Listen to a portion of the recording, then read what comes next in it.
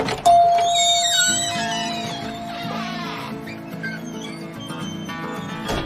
folks, welcome to Myers Metal Detectors, located in sunny Tampa, Florida, where we sell nothing but fun and adventures, treasure hunting gear, and anything you can imagine for metal detecting. Give us a call, 813-237-1939. Happy hunting and dig deeper. Live from sunny Florida, it's Treasure Talk. Hey folks, welcome to another exciting edition of Treasure Talk. It is indeed. It is indeed. And you know, everybody up there up north in the frozen tundra of the north, you better feel sorry for us because we don't own long pants down here, and it's only 50 degrees right now. Yeah, I think it's around 60 down here, Jeff, but it was a little cool today. And yeah, we don't own the long pants, and we actually get the fire pit out at this temperature. That's right. The furnace is on cranking.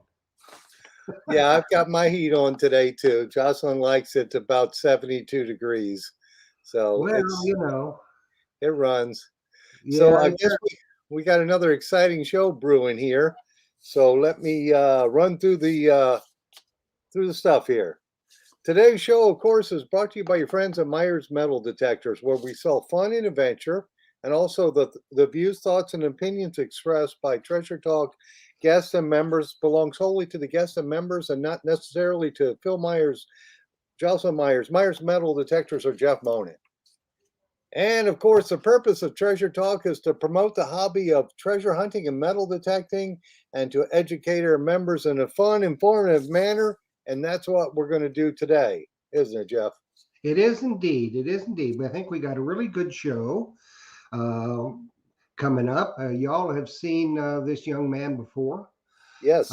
And you will see him again after tonight as well. He is really a good friend of Treasure Talk and Treasure Tales, and they put on just a really, really top-notch event. They're down to 2 a year now, and well, we're going to find out tonight that what their plans are for the future, and you never know, what's going to transpire. But Peter Sorrell with Digstock Events is our guest tonight, and we've got a bunch of questions. I know we got a lot of people watching right now that want to ask some questions. So Jocelyn is recording it off Facebook, and I'm on YouTube, and 4 or 5 other Facebook groups and 2 YouTube channels and Twitter. So what do you think, Philip? You ready? Shall we bring them on? Yeah, we're all over the place. And just a quick production note here. Jocelyn is on the Treasure Talk Facebook page, and I think the Myers Metal Detector Facebook page. Because I know last week people were asking, hey, where are we at? But I think we've got that problem taken care of, haven't we, Jeff? Yeah. I did a test, and when you're dealing with Facebook, what are you going to do? You never know. This stuff all the time, and then you've got to go back and reconnect, and you never know until somebody tells you. So thank goodness, our viewers and members told us, so we were able to get that taken care of. So we got a lot of people watching on Facebook, we got a lot of people watching on YouTube, we're well over probably 150 by now, and more people join in all the time. So yeah, it's cool that we have this audience and that they can find out information, especially on Digstock Events. That's going to be cool. So let's bring Peter on, huh? Yeah, let's bring him on. Here is our good friend Peter Sorrell from Digstock Events. Hey guys, how you doing? Hey, Pete. So first, you got to tell us where you're at and what the temperature is. I'm in upstate New York, where it's a balmy. Well, right now it's not bad. It's 31 degrees. Boy, you're in a heat wave. Yeah, there's about a foot and a half of snow on the ground though. So oh, so no metal detecting then? Not today. Yeah, bummer. All righty. Well, we do have a bunch of questions for Digstock Events, and you do have a Facebook page because I've seen that and been on it before. Yep. And do you guys have a YouTube channel too? We sort of do. I don't really know if it's an official Okay. Digstock Events channel. We'll probably venture into that a little bit more once we get a couple more events under our belt. So Okay. for right now, we just rely on all the awesome folks that come to the events and make videos while they're there to put the name out there, and they do an excellent job. So Absolutely. And did you come up with this logo for Digstock events? I did. That's my own design. Yep. Okay. Was that your button you put in there, the artillery corps? It sure is. Yep. It's a button that I found, and it's near and dear to my heart. And so that's why, yep, the artillery, yep, with the eagle on the cannon button. Yep. And the like 10 cannonballs. I don't know if you Yep. can see that. That's one of my favorite buttons. I've probably got about 15 of those. That's awesome. Yeah, because Tampa was a military fort, 1820s to 1870s was Fort Brooke. So, I mean, to be on a site where you can find stuff like that. Now, did you find that at your other hunt site? I've got we have a lot of War of 1812 history up here, so it's very, I wouldn't say uncommon to find it just about anywhere Yeah, up here. So yeah, I've got a War of 1812 fort that they built that they never used. They had 5,000 men that were camped there for a couple months. So I have a lot of different little campsites and stuff I've happened upon, and so yeah, yeah, I've been very, very lucky with that era of military history. We've got a lot of it up here. yeah, that's cool. I know when I moved to Tampa, I didn't think I'd be digging that kind of stuff. And then I was like, wow, but now it's pretty much all paved over and high rises on it. But it was good while it lasted. Every once in a while, you'll get a street tear out or a sidewalk tear out. You'll be able to get on it, find something really cool. But in the old days, that was, 30 years ago, it was really nice. You cool I stuff. bet. So now the hunt you have coming up in North Carolina will have some of that type of history. Yeah, I mean, well, we know that it dates back to the property goes back to the 1700s. Oh, nice. Um, and so we do have like a little mixture of everything. There's two plantation homes that either abut right up to the property or are part of the property. There's a colonial landing right off the river. There are 82 homes dating from, I don't know, somewhere around 1850 to right around the turn of the century. Cool. There's bottle dumps. There's, you name it, it's out there. There's a couple of schools, some churches. It's got a lot of history, a lot of varied history. How did you guys find that or pick that site? So Matt, my business partner, he's from North Carolina, and what he does is he does a lot of our research as far as, so we try to do one hunt in the south, one hunt in the north, and so when we get on the southern hunts, Matt's our guy to go out and find the properties. So he does a really good job of. I'll be honest with you, he's one of the best researchers I've ever seen as far as that goes. And he has a lot of contacts down there, and he's just like any other person, knocks on the door, tells them what we do, and we go about finding a property that's large enough with enough history to hold a hunt. And then we go out and we kind of test the property. We put back everything we find just to kind of get an idea if the hunt is worth putting so many people on it. And then we kind of make a guess at a number, and we start setting everything up, and then everything goes from there. Awesome. So how many people are you going to have on your North Carolina hunt? This one is limited to 200 people. So it's a week-long hunt. We say week-long, it's technically 4 days of detecting. So you come on the 20th. We have a pre-hunt meeting on the Sunday before. It's not mandatory, but we usually ask people to try and make it there if at all possible, because sometimes there's information that we couldn't convey via email at the last minute. And we'd like to get that out there. And then we also ask people to come the next morning if they missed it, and we kind of rerun over the hunt rules and everything. And then we send everybody on their way. So the first 2 days is going to be on our first farm, which is a little over 2,000 acres. And then on the Wednesday is a free day. So I'm sure you guys know, after hunting 10 to 12 hours for 2 days straight, your body's not feeling the best anymore. At least I know mine isn't. And so we kind of give that opportunity for people to get out and explore the area. It's a very historic area in North Carolina, lots of cool things to see, to get out. If you want to go door knocking and keep detecting, there's plenty of places to try out there as well. It's Eastern North Carolina, so a lot of nice scenery out there as well. So we give that chance for people to kind of get a break. And then Thursday and Friday, we open up the entire farm. So the second farm is open, the first farm is open. You can go either or. So do you release the area or the address or any of that before the hunt? So once you purchase a ticket, your name gets put on our email list. And about a week before the hunt, we start disseminating information through email. Okay. So once everybody's, just make sure when you sign up that you have the right email. If you don't, get in contact with us. Make sure that we get the information changed so it's correct. And we send out maps. We send out all the information that you're going to need for the hunt. And in regards to the location and everything that comes right with that. Right. And how many acres is this hunt going to be? It's a little over 4,000. I don't want to be exact. It's 4,050 something, I believe, is the number for this hunt.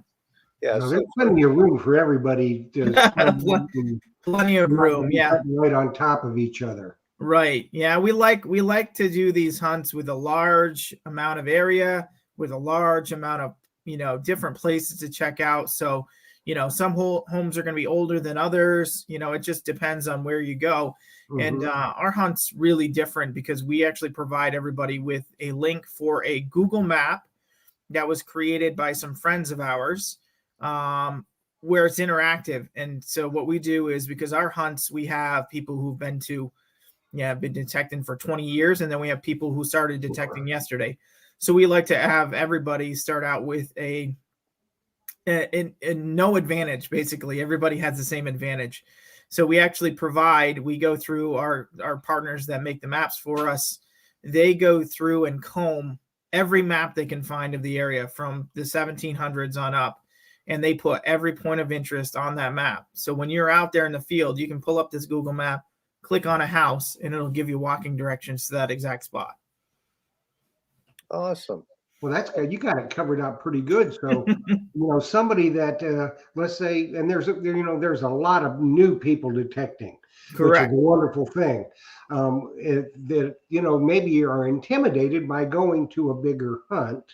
Now, I have heard that said that they're, quite intimidated by, doing some of the bigger hunts and this type of thing, that they really shouldn't be. And I think it'd be very important for them to be at the pre-hunt meeting. Agreed. Because you're going to explain everything that's going on, and they've got their maps. And I think anybody that's really into metal detecting, this is going to be a good experience for them, and an opportunity they may never get again to find some really old stuff, and learn and make friends. Yeah, that's what we love about these events. We like I said, we get people from all walks of life, and that's what we enjoy. Some people might think it's inaccessible, or we're a big event company, so to speak. I say big, we're not really big, but there's only 4 of us that usually run the hunts with a bunch of our friends, family, and volunteers. But we're all accessible. So, me, Matt, any of our organizers, you can come up to us throughout the hunt. We're actually all out there, talking with people, giving out prizes. The last hunt in New York, we were 3 of our guys were on 4-wheelers, and they just had thousands of prizes, and they come up to random people and just throw them a prize and keep on going, or stop and talk to them for a few minutes. And so that's what we want to be. We're very friendly. Everybody's, accessible as far as that. We like to have that personal connection with our hunters. And we've had a lot of people return, so this will be our 3rd official hunt. And we've had people that have been to all 3 and they said they're going to come to every one. So, that's pretty awesome when you get a following like that. Oh yeah, I'm unfortunately I'm not able to make the one in North Carolina, but I'm really thinking about coming to the one in the fall up in New York. Get on some of that colonial stuff, and you never know. Maybe we'll do a live show from Digstock. There you go. So we haven't quite figured. We're still working on the fall hunt to see where it is, but we know it's going to be in the Northeast. It might not be New York this year, but it will be somewhere in the Northeast But there'll be good stuff to find. for sure. For sure. Absolutely. And I see some of the comments on Facebook. Jocelyn's handed me. Al Audette says the map was awesome. So I guess he used a Google map. Great. And We same like to hear thing- that feedback. Same thing with William Larkin, said the same thing. It was awesome. And they're asking, Jim Dardini is asking, when is it? So go ahead and announce it again.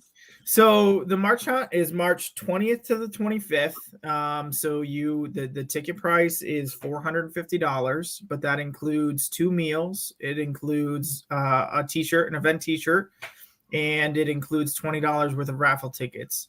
When you take it all out, it's about it's less than $97 a day. So realistically, if you're going to go out hunting to any event, even the ones we hold on weekends, this is actually dollar for dollar, day for day, cheaper than those hunts with everything that we're including. So we also have camping at this event as well, and that's an additional $75. But what that does is every event we have, we choose a charity of choice, and we donate money to that charity. So for our big event last October, it was the Wounded Warrior Project. And so for this event, it's going to be the Susan G. Komen Breast Cancer Foundation. So that's a charity that's close, near and dear to our hearts. So that's what we're choosing. So all the money that we get from our camping passes is going directly to that charity. She was a first-class individual. I knew her. Excellent. We're happy to support that charity for sure. So we do that every event. We try to support a charity, but so we do have camping on site. One pass will get you 4 people in the same tent or camper. Everybody that's on that pass. So one person can buy the pass, and then 4 of your friends that are going with you, they can stay in the same camper or tent on site with you. And so basically, it's a no frills camping experience. So we're going to have a couple of porta potties and a fire pit out there, but we will be, most of us will be out there. The Digstock team will be out there camping with you guys. So that'll be a neat experience for everybody. We're really excited about it. Oh, that's awesome. Oh, And yeah. that's an awesome charity. My wife is a 20-year breast cancer survivor. So Excellent. that's just, that's awesome. You're giving the money to them. That's cool. Well, let's keep going. So it's $450 for the week then, really. You got 4 days of hunting and a little more if you want to do the camping there. Now, you've got porta potties. Is there showers or no? That's why we call it a no frills hunting experience. Unfortunately, no showers, but there is Greenville, North Carolina is nearby. I believe there is a Y there within 20 miles. So if you want to get down there on one of those days or that evening or something to take a shower, I'm sure you can make your way there. Unfortunately, that's the best we could do, out in the wilds. Well, just to make sure that everybody knows, it's not a Woodstock where, bathing out in the everybody to see, and we don't want any of that. Well, I had some West Virginia family come down, and they were at one of our beaches, and the guy wanted to take his clothes off and get a shower right there out in the open. I said, nah, that don't work here. Oh, goodness. All righty. So let me keep going down my list of questions. Oh, this is a good one. Has the properties been hunted before? So we know one of them for certain hasn't been. Matt, our organizer, or my partner as well, he's been trying to get on this particular property for about 15 years. And so somebody owned it for a long time. It was always a no. And so we're very confident that nobody, we can't guarantee anything. We can't guarantee that somebody didn't sneak on there over the years. But we're pretty confident that nobody's been able to detect all 2,000 acres of it. The second property, I believe, one or two people have been over it maybe in the last 10 years, but it's not like it's detected like over and over and over and over and over again. So it's 2,000 acres. Each farm is approximately 2,000 acres. And I can tell you from the hunt site in New York, that farmer had over 3,000 acres, and I had the permission for 5 years, and I never even touched it. I've touched very little of it. Yeah, It sounds to me like this is going to be a ripper. It's going to be good. We've got some really high hopes that there's going to be some really great stuff. And actually, Matt told me that there was a Civil War skirmish about 1/8 of a mile from the site, and he actually believes some of that spilled over into the property. And honestly, I'm not a Civil War. I don't know, much about that, but he is a very, very hardcore Civil War hunter. And I would say if his information says it might have spilled over, there's a really good chance it did. Okay. Well, I got a question off of Facebook. What is the maximum camper size for the camping? Basically, if you've got a fifth wheel, you can come on in. We got a really nice field that we're using for camping, and we basically said even if it rains or gets wet, there's a really nice gravel road that leads down to it, and we'll make do with whatever we can. So there's no basically size issue. You want to come down with your fifth wheel, you come down. Okay, awesome. So there's camping available, excellent properties. Now, you said you guys did a site survey where you go out and detect a little bit of it, and then you put the stuff back. That's interesting. Yeah, it's for us, it gives us a really good idea to, we don't, especially sites that have been, if we know that they've been hit before, we don't want to go out there and make promises as for what anybody will find. I mean, obviously, it's metal detecting. You can never make any promises, but I can tell you that our last two hunts that we put on, there's been some really incredible finds made from the Revolutionary War up, and then also a ton of Native American artifacts. And we have there's a lot of Native American artifacts going to be found on this particular set of properties as well. So, I mean, if you're into that, just walking the field, we had a lot of kids at the North Carolina one last time that were just walking the fields, picking up native pottery and arrowheads, and it was great. We had a really great time. And this is only, this hunt is pretty close in proximity to the last one, but at a different location for sure. And what did you guys find when you did the detective a little bit? We found large cents, we found reals, we did find a couple of mini balls. I'm trying to think of what else we found. A lot of just random relics, buttons and little buckles and you name it. So dating all the way from, like I said, the 1700s up until, Indian head pennies, buffalo nickels. I think we got a V nickel or two. It's just, we fan out, so, we take a team of, there's 2 or 3 of us, and what we'll do is I'll say, okay, I'm going over here, and I just walk in a straight line and just kind of meander around, and we only spend, one day just doing that, just to kind of get an idea of the area, get a lay of the land, see if there's things too that sometimes the old maps won't show. So if we go out there and we say, oh my God, I found an old well, and then we find on the maps that there was no house, on any of the maps, then we know it's a really, really old house or something was there. So we'll put that on the map. So we kind of do it as a survey too, to kind of get the best lay of the land.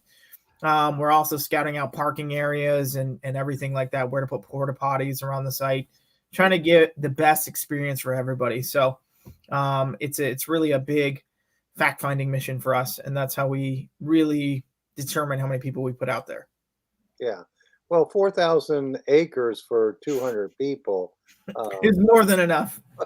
You think about it, you'd be lucky if you could detect 1 acre in a week yourself thoroughly. You would think that, and that's why we give those people those maps. We hope that every home site is hit, and everybody gets a look at it. So, but you never know. You might find one house site that's really producing. You might be there all week. Who knows? Yeah, that can happen. Well, but I'll tell you, like you found just in testing everything that everybody wants to dig. That's the kind of stuff they want to dig, Yeah. and the Yeah, opportunity is there for a whole wide range of of stuff to dig. And we had a question from Tom Becker. He has never been on a hunt like that. And he's a fairly new detectorist. And he just, his question was, do you set your detector for all metal? Well, what's your opinion? That's a choice. Realistically, we have the sand, the soil is really good in North Carolina. And Matt's, it's kind of like the South Carolina, what they call the sugar sand. Very sandy. We had Butch Holcomb there last year, and he said, boy, some places, he said, it's so nice. He's like, you could kick it over with your foot. He's like, you don't even need to dig a hole.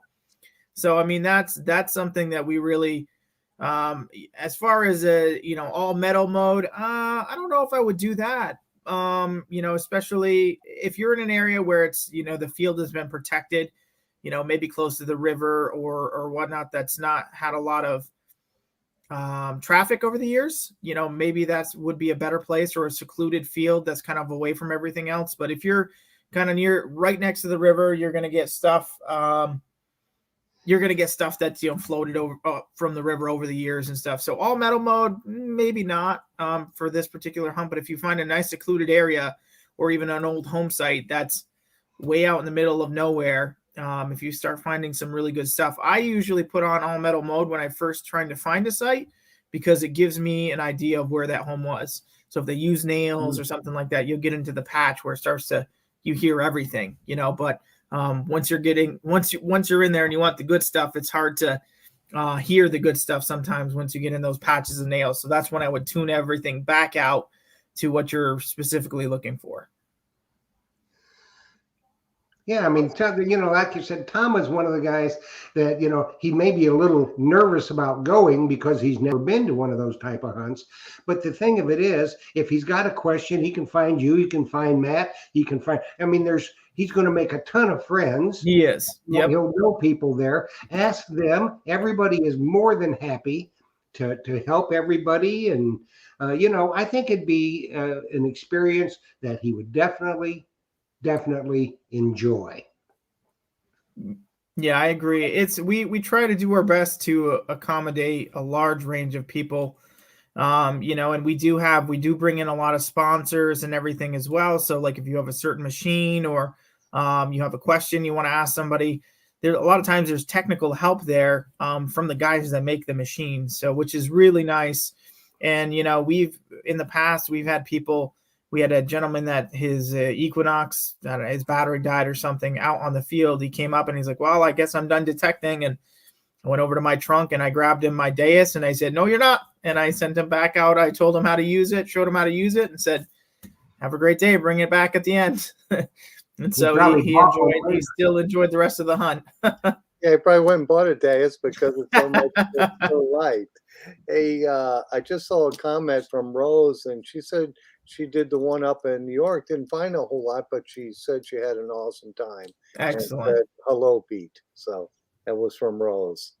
We like to say this. I mean, with any hunt, no matter if you're doing it personally or you're traveling to it, I will say this: nothing is guaranteed. A lot of what we do is, if we can research, that puts us in the right spot. But a lot of it is luck. A lot of it, is skill.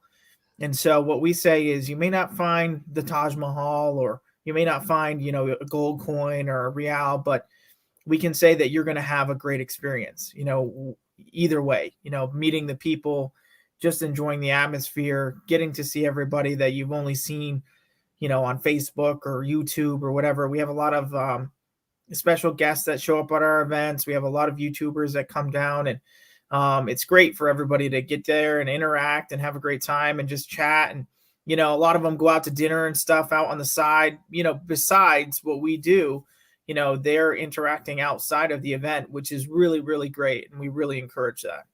And the thing is too, you never know. They've got just as much chance of finding that gold coin or the real as anybody else. So that's right. That's right. Yep. When you start there, there you go.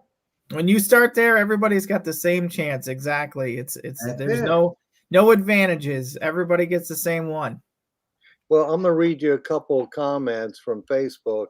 One from William Larkins, and he said, I learned so much about the hobby, my detector, and met a bunch of great people.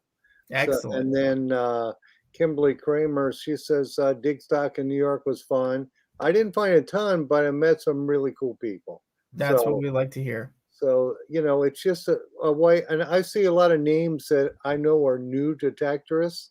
They're going to these events, and I would bet you the next time they went to that event, they would know their detector a little more, and they would probably do a whole lot better. Hmm. Especially like if We they're got a question from YouTube too, from go Lisa right P. ahead. And everybody that watches the show knows how involved I am. I started the Blue Spade Society. It's for people with disabilities. And Lisa P. Wants to know if you've ever thought of putting a hunt on for people with disabilities.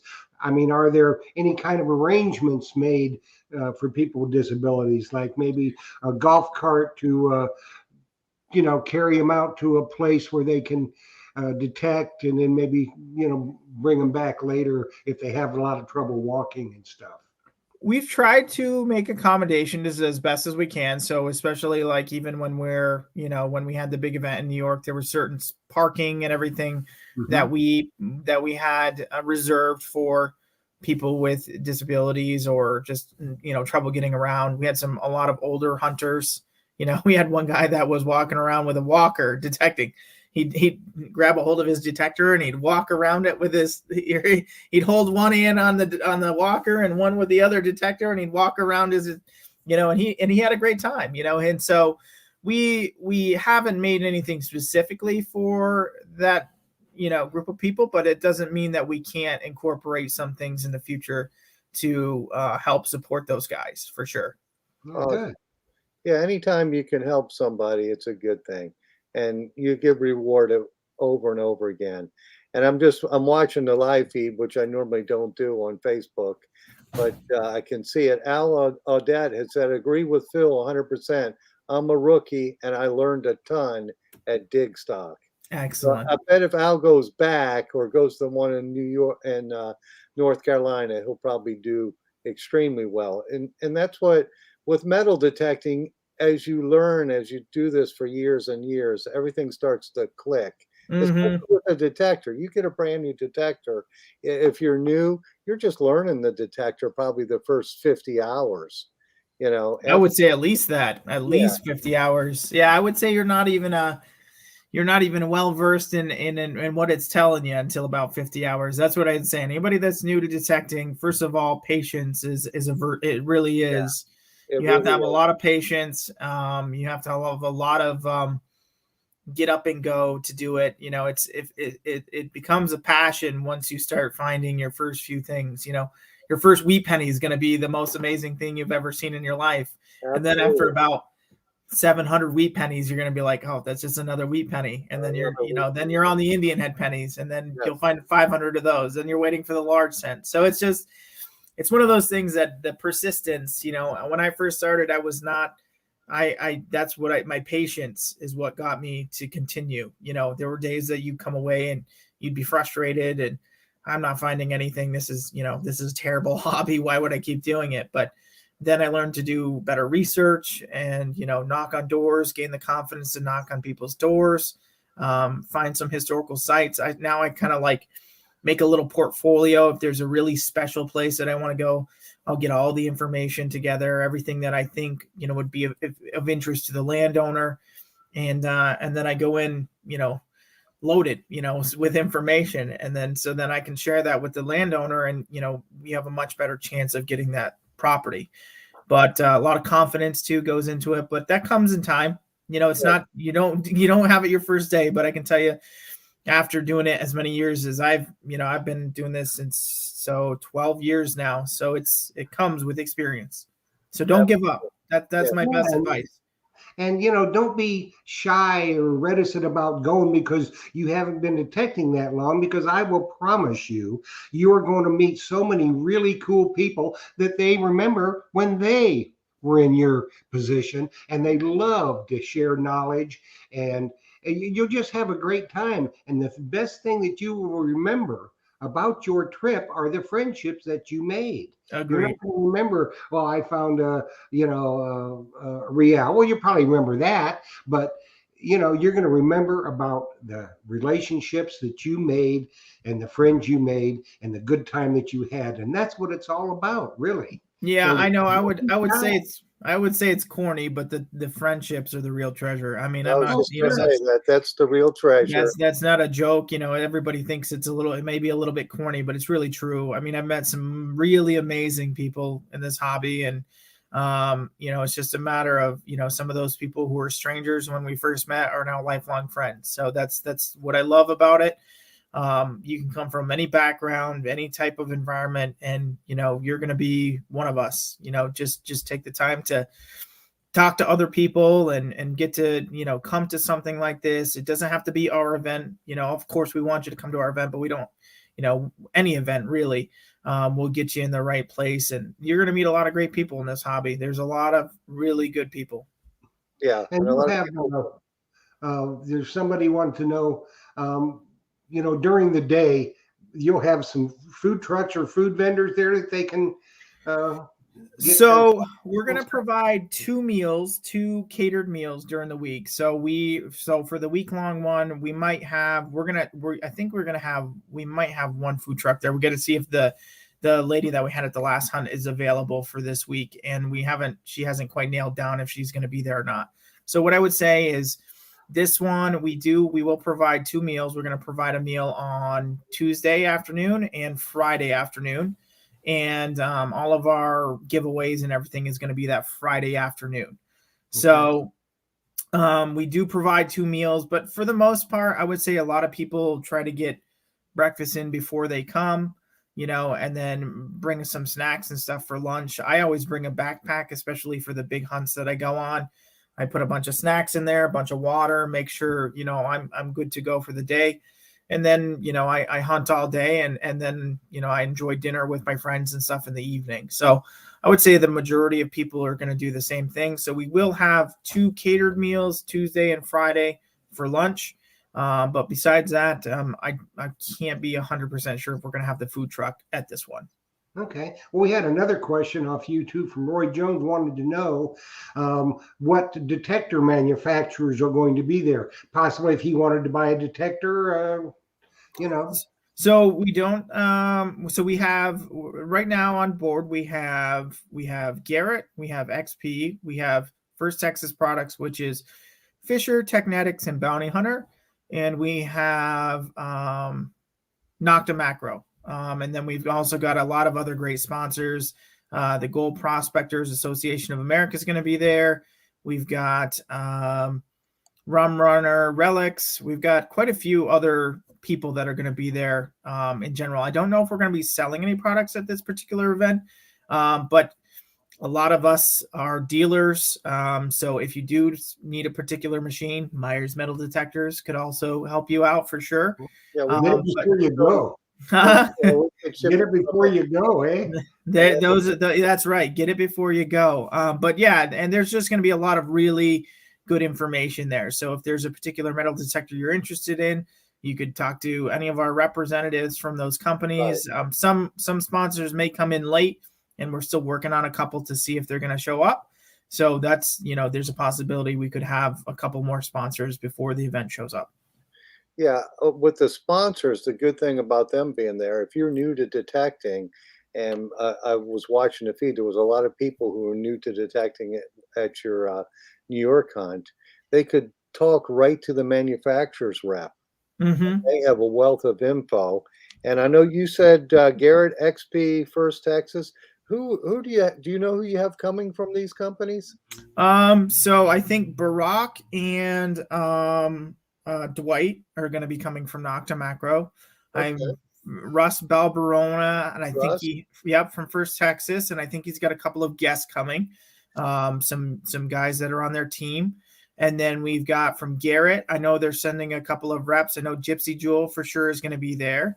Okay. She's a good friend of ours. And our guys are actually headed to Texas in a couple days, maybe a week or two, for a Texas hunt. And she invited us out there to go check that out. So, but and then from I'm trying to think from XP, I think Dave DiNatale and Sonia Harshman are going to be there. Okay. So you didn't mention Mind Lab. So We're still working on them. Deb is a very busy person, and she's a hard one to track down sometimes this time of year. You know where she's at right now? I don't. She's quarantined in a hotel because she's got COVID. No. Well, that's probably why she's not returning my calls. that could be it. But yeah, they would be good. And because I know a lot of people have bought their products and they learn a lot there at the hunt too. Because they will have the different manufacturers that are there. Allison Walker, Pink Power Alley Treasure Hunter, had a question. If you wanted to try a new detector, the manufacturers will have little areas set up where you can test it out. Yeah, usually they do. They usually have a test area set up, or at the very least, they'll have some targets on hand that they can throw on the ground. They usually bring a wide array of detectors, so you can see the different range of detectors that they offer. I know First Texas, Rush Balbrona always brings pretty much one of everything to show folks what they can do, and the same thing with Nocta Macro. They'll have a couple of units on hand. Usually to show. Maybe we'll be lucky enough to have a legend on site, but who knows? I don't know for sure. Yeah. Or a Deus 2. Or a Deus 2. One of I'm sure by that point we still got about a month or so. I think some of the US units will be out to people. So I bet you the people who do have them in hand are going to be pretty popular. Jeff's going to have one because they said it shipped, but I'm still holding my fingers. He's going to get the first Deus 2. Excellent. But the Nocta Macro, they haven't started shipping those yet. So, well, you never know when they might come out. So we're crossing our fingers too that maybe we'll have one on site. Yeah. Our one of the people at our last hunt won the first one in the United States, so they get the first dibs on the first one that ships. Well, that's nice. That was a prize that they offered, and everybody that came to the hunt got a special ticket, and we just drew out of 600 people, and there's a gentleman from, I believe it's from Connecticut or New Hampshire, maybe Massachusetts. It's one of those New England states. He's going to be, he got the certificate for the first one to get over here. Well, we had a young man, a 9-year-old boy from Hamilton, Ontario, that won a legend on Treasure Talk when in October. Awesome. Yeah. He hasn't gotten it yet, obviously, but he will get it when he gets it. And I'm sure he will be. Next week we're giving away another one. Yeah. So I'm anxious to see that product. Everybody's anxious to see all these products. Hey, I do want to mention to everybody on the stream, if you were interested in getting a Garrett detector or a Mind Lab detector, they just both announced price increases. So if you want to get it the old price, call me tomorrow. After that, it's going to be the new price. So be sure to do that if you're interested in those two products, because all the manufacturers are raising their prices, and you see it everywhere now. Food prices have gone crazy, gas prices. So I knew this was coming. So plan accordingly. So what kind of, we got some questions from some people that have not gone on these type of hunts before, want to know what kind of footwear, the weather, and of course the weather is always chancy, but if you can allude to a little bit of that kind of stuff. Yeah, we always tell people to always a week before in advance, make sure that you're ready to go. So we always say, check the weather, and then also prepare for things that always prepare for the unexpected. So I would always say, even if you come and it's not supposed to rain, bring a rain gear, bring a coat at the very least, and a pair of good boots. You're going to be walking a lot for the most part. These are big properties. The houses aren't necessarily, some aren't right on top of each other. Some of them are. So I would just say wear good, comfortable footwear that you're okay with wearing for long distances over, not necessarily rough terrain, but if you get in the woods and down by the river, it's not going to be as flat as some of the fields. So I would just say be prepared for just about anything. Nice pair of good shoes, comfortable shoes. And as a person who at every one of these events gets about 5 hours of sleep every event, it feels like, and I'm on my feet the whole time, so I can tell you that a good pair of shoes is definitely something you want to have. And then, like I said, a jacket. Usually in the spring in North Carolina, Matt always says it could be snowing or it could be 60 degrees.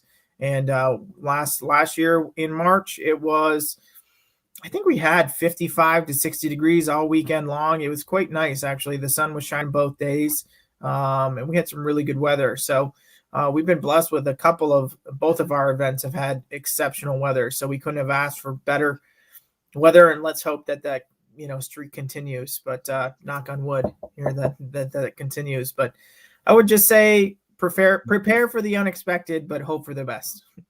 Be a Boy Scout. Absolutely. Be prepared. Now, Pete, are there a lot of farm fields that you're hunting on? Yeah, most of the property is farm fields, so they're different crops. So the last one we did in North Carolina was a lot of cotton. Now, I don't even know if there's any cotton on this. There might be a very little bit, which has a lot of like stubble on it. So most of these fields are going to be peanut. I think it's peanut, soybean, and tobacco, I think is what they were. So they're pretty flat once all the crops are off. So it's going to be pretty smooth walking for the most part. So that would be what I would tell you right now. Matt has a better idea of what's out there, but I think that's generally what it's going to be. Okay. And Rick Tumbleson just said price increase on the Garrett carrot. No, Rick, I think the carrot stayed the same. That's one that didn't change, or if it did change, I'll give you the old price. So just remind me I said that. Now it looks like Jeff has got the little banner spinning. So what are we playing for today, Jeff? Well, Peter was nice enough, and there's going to be one happy person tonight to give us, for a giveaway tonight, a ticket to his event. And I think this is the one in North Carolina, right, Pete? Correct. Yep. So it's a $450 value. Your ticket includes, like I said, an event T-shirt, 2 meals, and $20 worth of raffle tickets. And all you need to do is Jeff's information is right there. He's the man. So you make sure you contact him once we get a winner here, and that's what you'll get. And you know what? Just for good measure, I'm going to throw in a free camping pass too. So a $75 camping pass included on top of that. So whoever wins this will have an opportunity to camp on site if you want to with us as well. And we'll throw that on top of the ticket. Well, very good. So what we had to do, everybody knows when we have our giveaways, how you have to enter. You have to use a certain phrase, and you have to, once your name is called, you'll have 3 minutes to either Facebook Messenger or text Phil or myself at our phone numbers going across the bottom of the screen. Please identify yourself with your name and that you are here.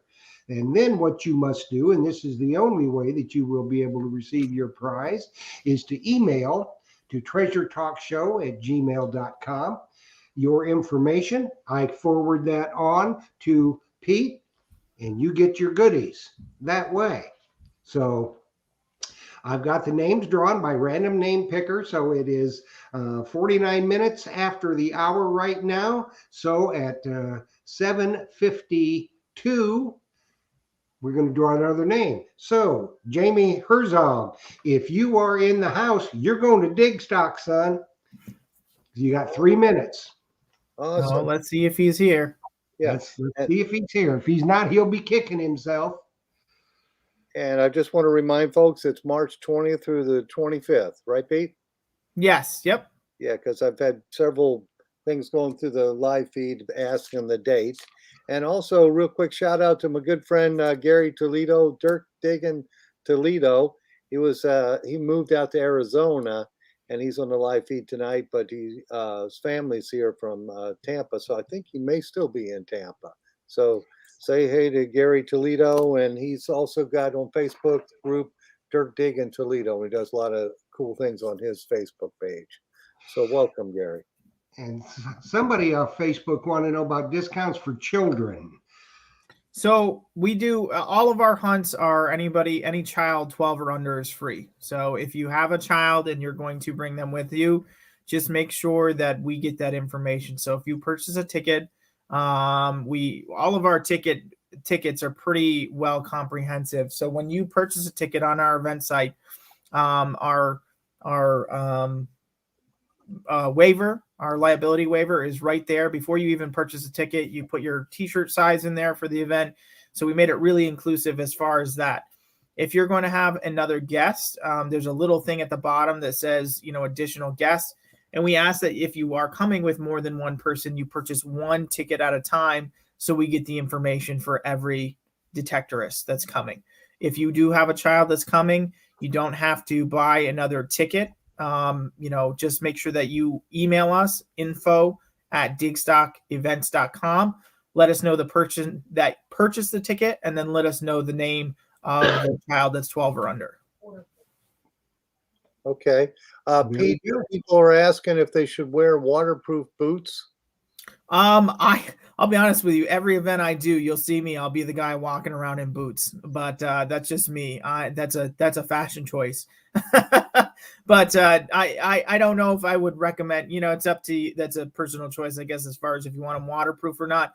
But we can't tell you if it's going to be wet or not. The last hunt, it was a little wet in the morning with the dew and stuff. So if you do not want to get your feet wet, then I would definitely recommend either a pair of good rubber boots or some muck boots or something. That's what I'm usually wearing. So yeah, I would recommend a pair of at least waterproof footwear. Doesn't need to be boots in particular. Okay. And then I had another comment from my friend Rick. What if your wife, what if you bring your wife, but she has no intention on hunting? Does she have to pay $452? As long as she's not going out on the fields, then she can at least be there with you. That's fine. Okay. So okay, well, Jamie he missed his chance. He did not get up to us. So we have Practical Ken. If you are in the house, you've got 3 minutes, my friend. One of those numbers, text or Facebook Messenger with your name and who you are. 3 minutes. Practical Ken, you're going to Digstock, son. Awesome. So Pete, let's start talking about, you said you've been doing this for 10 years? 12 years. 2010 is when I started. 12 years, rather. Yep. Yep. What detector are you swinging now? I use an XP Deus 1 for now. Okay. And I actually own a MindLab Equinox 600, and I also have a Fisher F75. So okay. and I have a Simplex. So I actually have one of just about everything. So you got 4 detectors. I do. Soon to be 5. Soon to be 5. Yep. Yes. Yeah. You should. Every detector should have at least 5 detectors. Yeah, you need an arsenal. You just never know what the circumstance you're going to be in. So just be sure to have one at all times. Yes, definitely. So Jeff, did we get a winner? Practical Ken is going to Digstock. Woo! That's Practical Ken. Now you know awesome. What you got to do. You got to do the email, son. I did my best Ric Flair there. I'm known for the Ric Flair yell, especially when I win a raffle ticket at the club meeting. There you go. Nothing like it. They know who won. So are you a member of any metal detecting clubs? Yep, I'm a member of the Earth Metal Detecting Club out of Central New York. That's where I first got my feet wet in Central New York when I lived down there.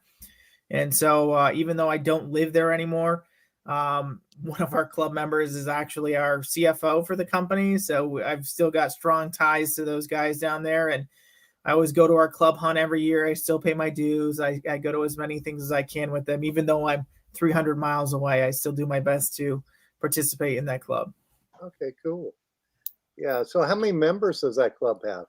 We're probably right around 70 or so. And I would say probably 30 to 40 come to meetings. Yeah, we usually have around 30 to 40 at our club. And before the COVID hit, we had, I think, 110 members, but now it's kind of waned since that. Now, what kind of precautions do you do with COVID?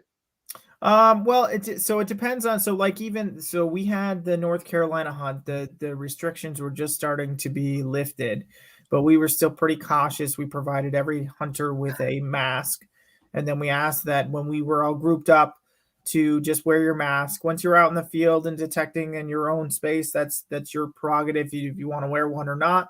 That was a precaution. If you wanted to continue to do well out in the field, that was your choice. We just asked people to respect everybody's choices while they were there. And we did our best to, we provided every precaution we could as far as that. So, I mean, we do the same thing at every event, we just kind of give a blanket message, do whatever is comfortable for you. So we do our best to make sure that we protect ourselves as best we can. And then everybody else, we give them the same information and let them make an informed decision. Awesome. Just be safe. Absolutely. Mm-hmm. So it looks like we don't have much time left, but we didn't talk about your favorite find from last year. What did you find? Oh boy, favorite find. Oh, I found a trime. I'd been waiting on one of those for a good long time. Okay. Could you tell what year it was? 1853. I know. I still got, it's right. You see this little case right there where my fingers went? Yeah, it's back in that case right there. Oh, that's awesome. Yeah, I haven't found a trime. It was a pretty exciting day. I thought I had a half real. We were on a site that was pretty pounded. Actually, our CFO of the company, Dave Lofgren is his name. Him and I were detecting an 1840s home that had been detected quite a few times, but the guy's like, well, he's like, not a lot of people go in that side yard. And we said, well, that's where we'll start. And just as I dug a can, and then the next signal I hit was on the Deo, so it was like jumping 60s, 70s. And I go, oh man, this could be another can. I said, but it's pretty small and tight.